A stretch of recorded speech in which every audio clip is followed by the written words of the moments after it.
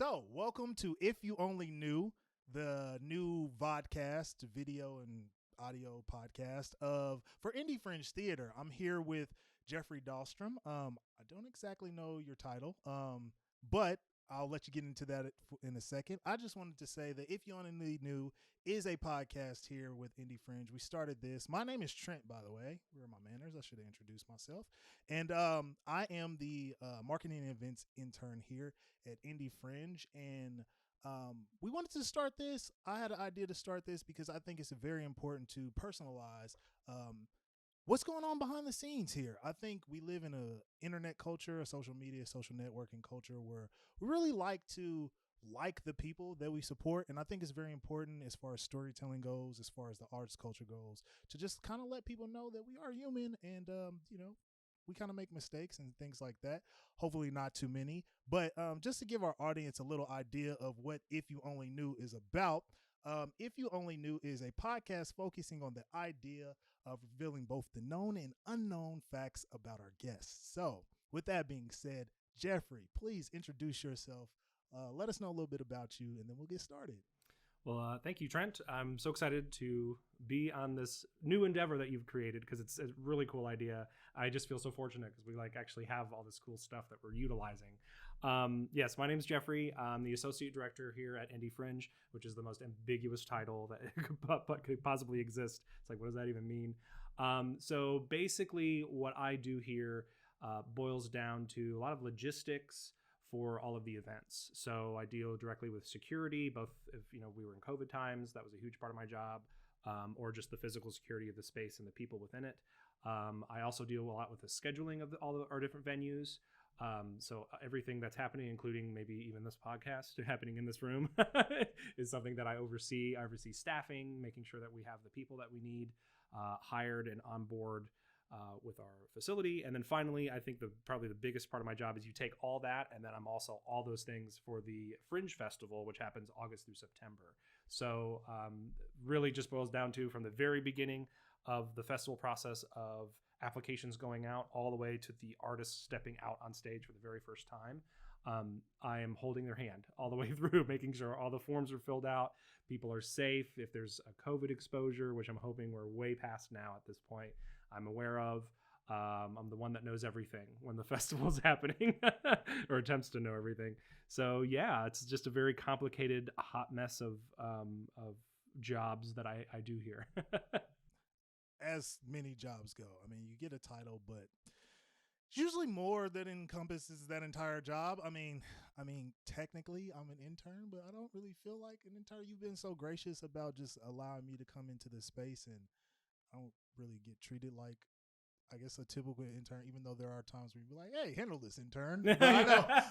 I say that ironically. Yeah. But I it's great to go into meetings and be asked my opinion and stuff like that. And I feel very fortunate for that. Okay. So, one of the first questions that I had for you was, it took me, again, I wanted to do this in a way that wasn't the typical podcast. I know a lot of things are like Q&A and it's kind of just getting to know the person, but I wanted to make our thing fun and unique and just take a different spin on what we're doing. So with that, as I kind of revealed in our intro, this is more going to be about fact-based a little bit, in a way, and our audience will see what that means in just a second. But my first question to you is, what is something that the world or others around you, if they knew about yourself, that would make your life easier? Ooh. I would say this has happened a lot the past 3 months. I have a couple very specific pet peeves. And one of my biggest pet peeves is when somebody texts you or leaves you a voicemail that just says, hey, I really need to talk to you after work. And they don't tell you what it's about. And the tone of that just sounds like, the first time that I remember that ever happening to me was in college. I was leaving, I think it was Esch Hall at UIndy, and I got a voicemail from my dad. And so I was just like, oh, cool. So I listened to the voicemail, and it literally was this. Hey, Jeff, it's your dad. Hey, when you have a second, why don't you go ahead and give me a call, okay? All right, thanks. Bye. And I was like, oh my God, somebody died? Like, what happened? And I called and he's like, hey, what's up? What's going on? And everything was fine. He was like, oh, I was in the middle of doing something at work. But it sounded like it was awful. So I really, really hate it when I don't get all the information up front. And some people kind of like lead me on with thinking it's going to be something worse. Because that's kind of where my brain goes. It's always going to be Armageddon. It's never like, in my fantasy, it's like the worst thing ever. So yeah, I think that would make my life better. And I am that person sometimes. I've had to get a talking to from just people like sometimes like usually like my interpersonal relationships. I'll say that, and I've had a woman or two definitely tell me like, "Hey, just if you had something to say, like I want to know now. I want to know now." So I've gotten better about just waiting until like we have the time to talk. I think that is important because we have a tendency to think it's Armageddon or something bad or whatever. So, all right. So, what's something you wish you knew about other people, a specific someone, or people in general? Someone you wish you knew, someone you wish you knew but don't currently have a relationship with. Someone I wish I knew. Like this would be a person. Like I just wish we were friends in real life and we could call each other. Neil deGrasse Tyson. Do you know who that is? I do. I love Neil deGrasse Tyson. I love his voice, and I think that's another thing is I just love like space facts and things like that, and just thinking more about the world and the universe and how small we are. And so I just really enjoy hearing all of his thoughts on everything, whether it's politics or just the state of astronomy. I actually went and saw him at UIndy several years ago. This was like 2016 or 2017. He was there. And he was on stage and his phone rang on stage. And you could really tell, like, because he's not an actor, you could really tell it was real. He's like, oh my God, I'm so sorry. He's like taking his phone out. He's like, oh, you might want me to pick this up. And everyone's like, what? So he picks it up. It's Bill Nye the Science Guy. Oh. They were like real friends in real life. Oh, that's great. And they like had a whole conversation. He put him on speakerphone and they had like a whole conversation in front of us. And he was like, yeah, I was just calling to see if you want to get dinner next week. If you were back in town. He was like, oh yeah, cool. And it's like normal people. Like I just thought that was so cool. And he seems super normal too, which is, I guess that would be, someone I would like to meet and just like, I wish I was friends with in real life. No, I really enjoy Neil deGrasse Tyson. I guess there's people out there who don't like him. I don't know. I don't know what it is. I have an idea, but we don't have to get into that now. But I think, I really enjoy his talks. I think he's very intelligent, and a comment that was made on a YouTube video I saw the other day was, you have to realize with somebody like him, who's obviously smart in this astrophysicist way, it takes a certain level of intellect to be able to take such broad concepts or really, really difficult concepts and place them down to a way that and put them in layman's terms. And that's a skill. That's a real skill. And I don't think we think about that enough. So shout out Neil deGrasse Tyson. You're awesome. I'd love to have you on the show. Yeah, I'll reach out to him and we'll see. All right, moving on. So this is going to be my favorite part of the show. Next two questions. So first of all, what do you think is the most random piece of information that you know? Random piece of information. Since we were just talking about Neil deGrasse Tyson, I've got some space facts. Okay. So I'll give you three, and they'll slowly, progressively blow your mind even more. Please do. So did you know that Venus is the one planet in our entire solar system that rotates clockwise? The rest of the planets rotate counterclockwise. So that's number one. And I was like, oh, that's kind of cool. This one's going to blow your mind. If you were to fall from where we are right now to the center of the Earth, and so like there was just a hole open up and you just fell, it would take you 19 minutes to fall to the center of the Earth once you reach terminal velocity. 19 minutes. That's how long it takes me to drive to work. I thought about that on the way in this morning. I was like, that's crazy. And then finally, Australia is wider than the moon. Wow. Yeah, so if you put the moon shape over Australia, Australia would be out on the sides. Isn't that crazy? Yeah, that's what I love about all the space facts. It's just like your mind is like, what? Because you don't think about how massive things truly are, how big Australia is. I didn't think it was. I know it was big, but I didn't realize it was like wider than the moon. Yeah, no, I've never heard any of those before. Those are really incredible, and it brings back like this concept I have of just like, yeah, kind of what you were just alluding to. We're we're not necessarily the center of the universe. Like a lot of things are bigger than the world we know. Um, I love space. I'm super fascinated by space. Actually, one of my favorite movies is Interstellar, by Christopher Nolan. Great film. It's a good film. Yeah. I really love that movie. My next thing is what I like to do on this podcast is I want to present a piece of random information for you. Oh yeah, I was excited about Yes. this part. Yes. So I am going to be using Random Facts, Okay. which is an app that just presents daily random facts. Now they're not a sponsor, right? They are not a sponsor. But So, if you'd like to be, if you like to be, shout out to you. Yeah, maybe I shouldn't. I don't know. We'll edit I this. just say that jokingly. Yeah, It's yeah. not that big of a deal. Oh, you're smiling. Oh, okay. So I check this almost every day, and I'm trying to find ones that I haven't already looked at. Oh, okay, but so you're not prepared either. Yeah. So Good. I'm not prepared anyway, either. Okay. Here's one that I haven't hearted. India has the most post offices that any other country. Oh, I'm sorry. Let me say that again. India has the most post offices than any other country, over 100,000. 100,000? Yep, India has the most post offices than any other country, over 100,000. Now, according to Random Facts. Yeah, like my follow-up question that would be like, as in right now or ever?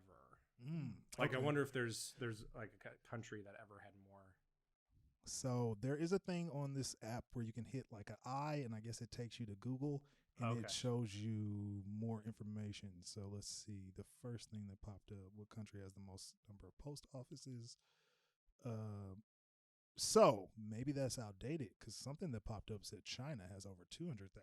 Whoa, that's even crazier though. It's twice the amount. Apparently, according to the United States, we only have 31,000. I kind of get that though, because like for us, we don't have a lot. I mean, we have large cities, obviously like New York, LA, Chicago. We have those, but when you really think about all of America, all of the North America, the USA, like we're really spread out. So you have like a community of 10,000 people, and there's probably a post office. Yeah. So I wonder what like per capita that is like. That's because there's a lot more dense population in India and China is what I'm trying to say. So that's probably why, because you just would have so much stronger supply in those areas. I don't know. But their populations are also much larger. So now that you know that information, I would ask you, what will you do with that? Maybe I need to use the post office more. I don't know. This is like such a weird fact. I don't know if is that something you'd be proud of as a country?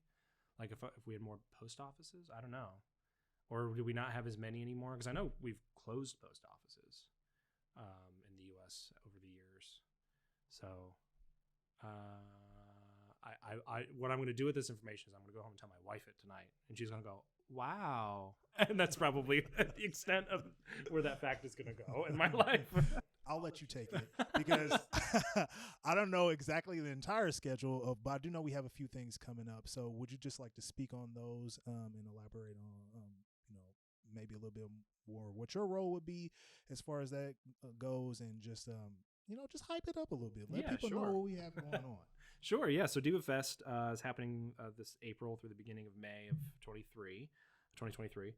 I'm really excited about this year because traditionally, to my knowledge, Diva Fest has had like maybe 5 to 8 shows in it, and they'd be much shorter productions, whereas we have 2 productions this year, but they're larger productions, and they take over our 2 theater spaces. So I like that idea a little bit better than the Fringe Festival model, because that's something we already do, where you have a space, and it's like you could have 8 shows in one day that rifle through the space. But with this one, they're actually focusing within the spaces, which just gives them more time to really design and work and actually produce like a theater production, as opposed to kind of a traveling shows, which has its own sort of caveats and compromises you have to make because of that. So I'm really excited to see what they've produced from there. Again, for me, like part of it was the scheduling, negotiating. There's a lot of the behind the scenes technical aspects that I would get a lot of questions about whether they can or can't do things. And sometimes it's as simple as providing a new lamp or a light bulb that burnt out. And other times it's actually getting up and refocusing lights, or finding like our two technicians, the technicians we provided. That's something that I do. Coming up after this, we do have a little bit of break in May, but then we actually have Star Mites the musical, which will be in July. That'll be brought to us by Catalyst Repertory Theater, which also did Streetcar this past March. So very wonderful show. It was amazing. Sorry to cut you off. I just no, you're fine. I never had seen Streetcar Named Desire ever. Like, I mean, I've heard about it. Marlon Brando, obviously, but that was my first like time seeing it in any form. And so, really remarkable. I can see why it's so coveted, not only as a role for Stanley, but as Blanche Dubois. Mm-hmm. So, yes, shout out to Casey Ross and everything they have going on with Catalyst, because really, really impressive content. And that was another, I'm glad that we stopped to talk about Streetcar too, because that's something that's a big push this year. Is we've always talked about, because we changed administrations 2 years ago. So it's a whole brand new team that's in here. When Polly Moffitt, semi-retired, is now at the district. But part of our mission was not to just be a venue, to actually provide services, and creative artistic services. I kind of boil it down to a simple phrase: is, are we enablers of the art that's coming in here? So we're enabling it to be the best and the vision that the artist wants it to be. And so when American Lives came in and had their production in January of Heroes of the Fourth Turning, they came in, and the director, this was in probably November or October, the director said, "Hey, Jeffrey, I'm going to ask you this question, but you can totally say no." And I said, "Well, my favorite thing to do is to say yes. So tell me what it is." And they wanted to do an alleyway setup with the audience on two sides, which I think, you saw that too as well. And I was like, yes. So immediately went back to the office, started drawing up sketches and measurements and schematics to get our space to work that way.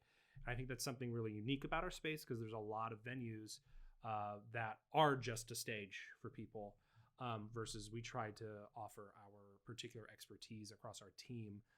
Like Max McCurry, who is our director of audience engagement, is really good at finding sponsors and thinking of extra things to do. So for Diva Fest, we have a volunteer outreach that's going to be happening. We have a conversation series that happens on Saturday. I think it's the 6th of May, 6th or 7th. I think it's the 6th is a Saturday, at 11 a.m.